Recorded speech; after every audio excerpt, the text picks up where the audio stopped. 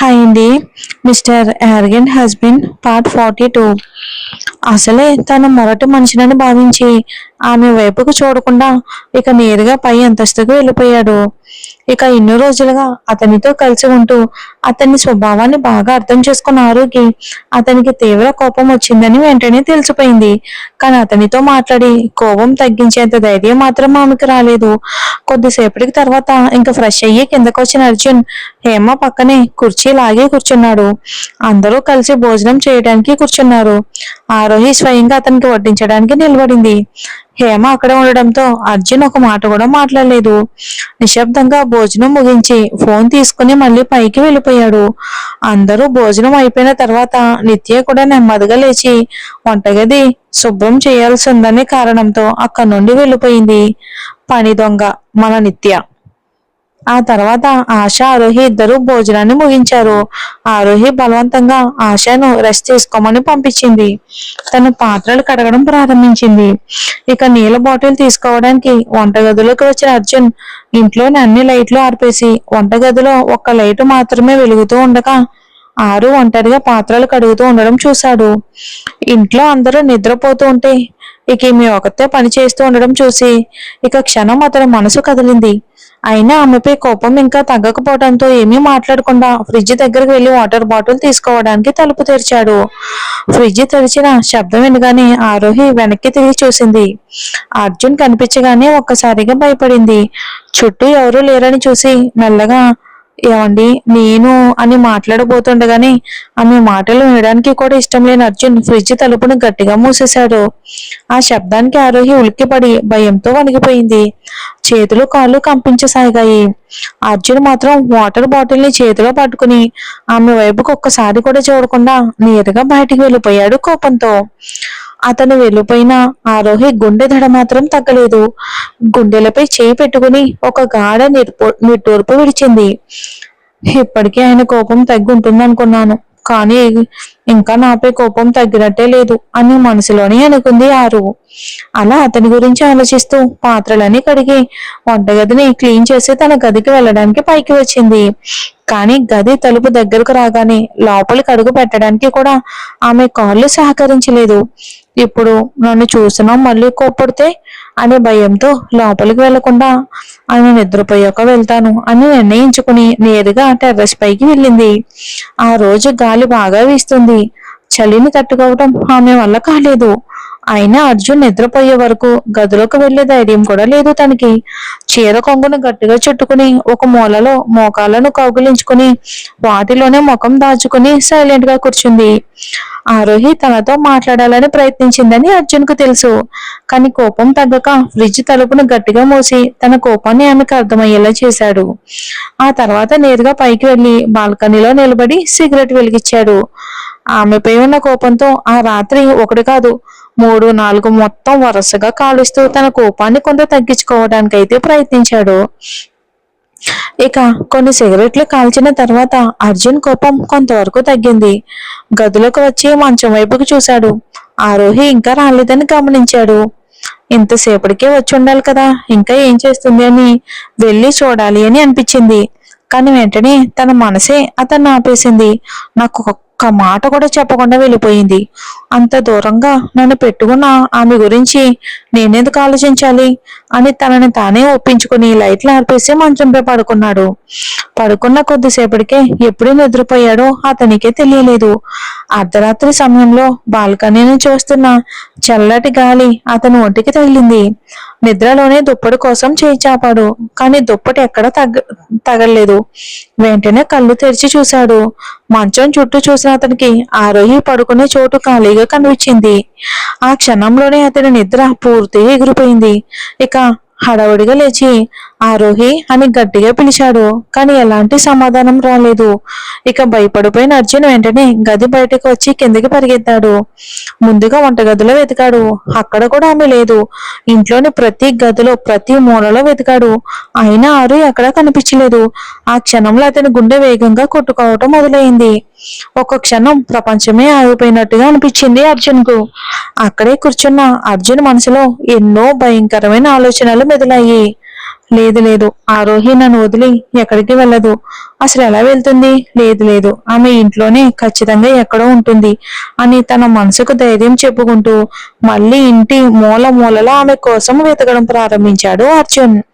ఇల్లంతా వెతికి వెతికి అలసిపోయి పైకి వచ్చిన అర్జున్ కు చల్లని గాలి బలంగా వీయటంతో టెర్రస్ వైపు నుంచి ఎవరో దగ్గుతున్నట్లు అనిపించింది. చలిని తట్టుకోలేక ఇప్పుడు కిందకి వెళ్తే అందరూ నిద్రపోయి ఉంటారని అనుకుని టెర్రస్ తలుపు తెరిచి దిగుతున్న ఆరోహి ఎదురుగా తన కోపిష్ట భర్త అర్జున్ నిలబడి ఉన్నాడు.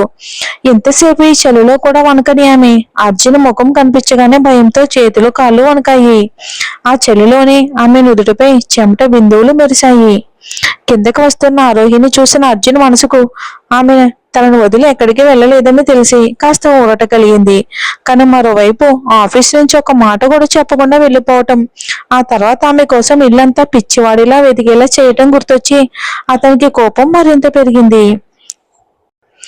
తాము గది బయట ఉన్నామని ఇప్పుడు గట్టిగా మాట్లాడితే ఇంకా బాగోదని ఇంట్లో వాళ్ళందరూ మేల్కొంటారని భావించి తన కోపాన్ని అదుపులో పెట్టుకుంటూ నేరుగా ఆమె దగ్గరికి వెళ్లి ఆమె చెయ్యి పట్టుకుని గట్టిగా లాగుతూ గదిలోకి తీసుకెళ్లాడు. అతని బలమైన పట్టు వల్ల ఆమె చెయ్యి ఎర్రబడి నొప్పిగా ఉన్న ఆరోహి ఏమీ అనకుండా కళ్ళు మూసుకుని అతను వెనకాలే నడిచింది. గదిలోకి రాగానే అర్జున్ ఆమె చెయ్యి వదిలేసి ముందుగా తలుపు వేసి తాళం పెట్టాడు. ఆ తర్వాత ఆమె వైపుకు తిరిగాడు. అతను కోపంతో నుండి ఆ చూపు చూసి ఆరోహి గుండె చప్పుడు తనకే వినిపించేంత వేగంగా కొట్టుకుంటుంది. అరచేతులు చెమటతో తడిచాయి. వెంటనే చీర కొంగును గట్టిగా పట్టుకుని అతని వైపుకు చూసింది. అర్జున్ కోపంగా ఒక్కొక్క అడుగు వేస్తూ ఆమె దగ్గరకు రావటం స్టార్ట్ చేశాడు. ఆరోహి భయంతో ఒక్కొక్క అడుగు వెనక్కి వేసుకుంటూ చివరకు గోడకు ఆనుకుని నిలబడిపోయింది. తల వంచుకుని నిలబడ్డ ఆమె దగ్గరకు వచ్చిన అర్జున్ తన గట్టి చేతులతో ఆమె రెండు చెంపలను బిగ్గా పట్టుకుని, నువ్వు నీ గురించి ఏమనుకుంటున్నావు అని గట్టిగా అడిగాడు.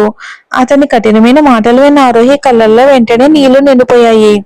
ఆమె కన్నీళ్లు చూసిన క్షణంలోనే అర్జున్ మనసు కూడా బాధతో కదిలిపోయింది. వెంటనే తన పట్టు సడలించి కొంచెం మృదువుగా, ఇంతకీ నువ్వు నా గురించి ఏమనుకుంటున్నావు? నేను క్లియర్ గా చెప్పాను కదా, 5 నిమిషాలు ఇక్కడే ఉండు, వెంటనే వస్తాను వస్తాను అని. మరి నాతో ఒక్క మాట కూడా చెప్పకుండా ఎందుకు వెళ్ళిపోయావు? మీ ఇంట్లో నువ్వు ఎలా ఉన్నావో నాకు తెలియదు. ఒంటరిగా తిరగడం నీకు అలవాటై ఉండొచ్చు, కానీ అది నువ్వు నా భార్య అయ్యే ముందు. ఇప్పుడు మాత్రం నువ్వు నా బాధ్యత.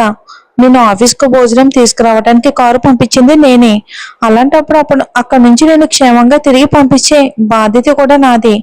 నిన్ను సురక్షితంగా అక్కడికి తీసుకురావడం నా బాధ్యత అయితే అదే సురక్షితంగా ఇంటికి పంపడం కూడా నా బాధ్యతే. అలాంటప్పుడు నువ్వు ఒక్క మాట కూడా చెప్పకుండా వెళ్ళిపోయావు. నీకేమైనా జరిగి ఉంటే నేను నీకేమైనా జరిగి ఉంటే పరిస్థితి ఏమయ్యేదో ఒకసారైనా ఆలోచించావా? నీకు ఎలా అనిపిస్తే అలా చేసేస్తావు. ఇప్పుడు టైం ఎంత అయిందో తెలుసా? ఇంత రాత్రి ఇంత చలిలో టెర్రస్ పై ఏం చేస్తున్నావు అంటూ అర్జున్ మరింత దగ్గరగా వచ్చి ఆమె చేతిని గట్టిగా పట్టుకున్నాడు. అతని బలమైన పట్టు వల్ల ఆమె చెయ్యి నొప్పితో విలువెల్లాడింది. వెంటనే కళ్ళల్లో నీళ్లు నిండగా, ఏమండి, చెయ్యి చాలా నొప్పిగా ఉంది, దయచేసి వదలండి అని మెల్లగా చెప్పింది. ఆమె మాట విన్నా కూడా అర్జున్కి కోపం తగ్గలేదు. నువ్వు ఈ రోజు నాకు కలిగించిన బాధ ముందు ఇది ఏమాత్రం కాదు. చూడు ఆరోహి, ఇలాగే మౌనంగా నిలబడితే నా మరో రూపం చూడాల్సి వస్తుంది. నేను అంత స్పష్టంగా చెప్పి వెళ్ళినా ఎందుకు అక్కడి నుండి వెళ్ళిపోయావు అని కోపంగా అడిగాడు. అతని కఠినమైన మాటలకు భయపడ్డా. అసలు విషయం ఎలా చెప్పాలో ఆరుకు అర్థం కాలేదు. అతను అంతగా అడుగుతున్నా ఆమె మౌనంగానే నిలబడింది. అది చూసి అర్జున్, ఆరోహి, నిన్నే అడుగుతున్నాను, నోరు తెరిచి సమాధానం చెప్పు అని కొంచెం గట్టిగా అరిచాడు. వెంటనే భయంతో ఇక కళ్ళు మూసుకున్న ఆరోహి అతని కళ్ళల్లోకి చూడలేక, మరి నేను ఇంకేం చెయ్యాలి? మీరు అమ్మాయితో నవ్వుతూ మాట్లాడుతూ ఉండడం చూసి నేను అక్కడే కూర్చొని మీరిద్దరూ నవ్వుకోవడం చూస్తూ ఉండాలా అని కోపంగా చెప్పేసింది.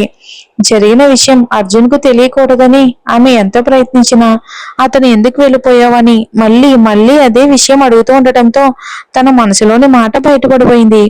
జీవితంలో ఎంత కష్టం వచ్చినా భరించగలదు. కానీ తన భర్త మరో అమ్మాయితో నవ్వుతూ మాట్లాడడం మాత్రం ఆమె భరించలేకపోయింది. ఆమె మాటలు విన్న అర్జున్ క్షణం ఆలోచించాడు. వెంటనే ఆరోహి ఆఫీస్కి వచ్చినప్పుడు ఫైల్ పట్టుకుని వచ్చిన ఉద్యోగిని గుర్తుకు వచ్చింది. అంటే తను మరో అమ్మాయితో మాట్లాడితే ఆరోహికి అసూయ కలుగుతుందన్నమాట. ఆ విషయం అర్థమైన వెంటనే ఇంతసేపు అతని ముఖంలో ఉన్న కోపం మంచులా కరిగిపోయింది. అతని పెదవులపై చిరునవ్వు విరిసింది. ఆమె మాటలు విని ఆమెకు మరింత ప్రేమగా హత్తుకోవాలి అనిపించింది తనకి. కానీ ఇంతసేపు ఆమెను ఎంతగా భయపెట్టాడో గుర్తొచ్చి అతని మనసు బాధపడింది. వెంటనే ఆమె చేయిపై ఉన్న పట్టు వదిలేసి తన చుట్టూ చేతిని వేసి ఆమెను దగ్గరికి లాక్కున్నాడు. అతని హఠాత్ ప్రవర్తనకు ఆరోహి గుండె వేగంగా కొట్టుకుంది. ఆమె కళ్ళల్లో భయం ఇంకా స్పష్టంగా కనిపిస్తుంది. ఇక తనను తన అదుపులో పెట్టుకోలేక ఆమె ముఖంపై పడిన జుట్టును మెల్లగా చెవి వెనక్కి జరిపి 2 చేతులతో ఆమె ముఖాన్ని పట్టుకుని తన వైపుకు ప్రేమగా చూశాడు అర్జున్. ఆరోహి కూడా అతనిక ఏం చేస్తాడో ఊహించుకుంటూ మెల్లగా కళ్ళు మూసుకుంది. ఆమె ఎలా చేయగానే అర్జున్ పెదవులపై మరింత అందమైన చిరునవ్వు మెరిసింది. ఏ మాట చెప్పకుండా తన మనసును అర్థం చేసుకునే భార్యపై అతనికి ప్రేమ మరింత పెరిగింది. మెల్లగా ఆమె చెవి దగ్గరకు వాలి, అయితే మా ఆఫీస్లో చాలా మంది అమ్మాయిలు ఉన్నారు. మరి మరి నువ్వు ఇంత అసూయ పడుతున్నావంటే ఇక మీదట వాళ్ళల్లో ఒక్కరిని ఆఫీస్లో ఉంచకూడదేమో అనిపిస్తుంది అని నవ్వుతూ అన్నాడు అర్జున్. వెంటనే కళ్ళు తెరిచిన ఆరోహి అతని ముఖం వైపుకు చూసింది. అతను నవ్వుతూ ఉండడం చూసి కోపంతో అతను గుండెపై గుద్దుతూ మీరు కూడా అని చెప్పబోయింది. అర్జున్ నవ్వుతూనే ఆమె చేతిని పట్టుకుని నా ముఖం కనిపిస్తే భయపడి అమ్మ వెనకాల దాక్కుని తిరిగే అమ్మాయి ఈ రోజు నన్నే కొట్టేంత ధైర్యం వచ్చేసిందా అని ఆట పట్టించాడు. ఇక అర్జున్ చెప్పగానే ఆరు సిగ్గుతో అతని ముఖం వైపు కూడా చూడలేక ఆరోహి అతని గుండెపై తలవాల్చింది. అర్జున్ ఆమెను మెల్లగా తన చేతుల్లోకి ఎత్తుకుని మంచంపై పడుకోబెట్టాడు. తాను ఆమె పక్కనే పడుకున్నాడు. ఆమెను తన హృదయానికి హత్తుకుని ఇద్దరు తమ అలకల్ని మరిచి చాలాసేపు ఒకరితో ఒకరు ప్రేమగా మాట్లాడుకుంటూ ఆప్యాయంగా ఆనందంగా గడిపారు. చివరకు ఒకరు ఒడిలో ఒకరు ప్రశాంతంగా నిద్రలోకి జారుకున్నారు. ఇంకా మరుసటి రోజు ఎప్పట్లాగే ఆరోహి తెల్లవారుజామున లేచి ఇంటి ముందు ముగ్గు వేసి స్నానం చేసి దేవుడికి పూజ చేసింది. తర్వాత అందరికి టిఫిన్ రెడీ చేసింది. ఏంటి ఇంకా ఈయన కిందకి రాలేదు అని అనుకుంది. వెంటనే రాత్రి ఆలస్యంగా నిద్రపోయిన విషయం గుర్తొచ్చింది. ఇంకా ఆలస్యం అయితే టిఫిన్ కూడా చేయకుండా వెళ్ళిపోతారు అని ఆశకు చెప్పి పై అంతస్తుకు వెళ్ళింది ఆరు. గదిలోకి వెళ్లి చుట్టూ చూసింది. అర్జున్ ఎక్కడా కనిపించలేదు. అదే సమయంలో బాత్రూమ్ నుంచి స్నానం చేసి ఇక తల తుడుచుకుంటూ బయటికి వచ్చాడు అర్జున్. ఇక అతన్ని ఎలా చూసిన ఆరోహి ఒక్కసారిగా సిగ్గుపడిపోయింది. మరి ఏం జరుగుతుందో వచ్చే ఎపిసోడ్ లో చూద్దాం. ఎప్పుడు సాఫ్ట్ గా ఉండదని మన ఆరోహి ఇక వెళ్లే కొద్ది కూడా అన్ని తెలుసుకుంటుంది. ఇక నిత్యను కూడా గట్టిగా కొడుతుంది ఆరోహి. వచ్చే ఎపిసోడ్ లో గట్టిగా సమాధానం కూడా చెప్తుంది నిత్యకి. కాస్త ఓపిక పట్టండి, స్టోరీ ఇంకా రన్ అవుతా ఉంటుంది. ఇది దాదాపు 250 ఎపిసోడ్స్ ఉంటాయండి. అందుకే నేను పోస్ట్ పెట్టాను. చాలా మంది స్టోరీ పెట్టమన్నారు కదండి. థ్యాంక్ యూ ఫర్ సపోర్ట్ అండి. Thank you.